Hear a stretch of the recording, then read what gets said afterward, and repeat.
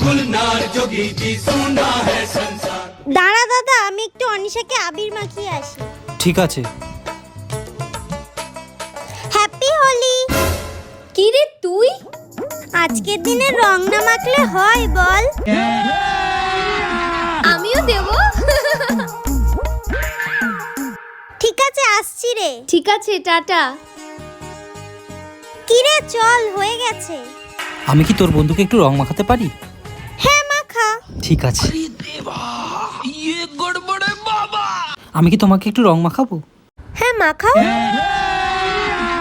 अभी मजा आएगा ना भिड़ो। बिना उसे रंग लगाए। এটা তুই কি করলি অনিশার সাথে? না, অনিশা না, আজ থেকে ও তোর বৌদি।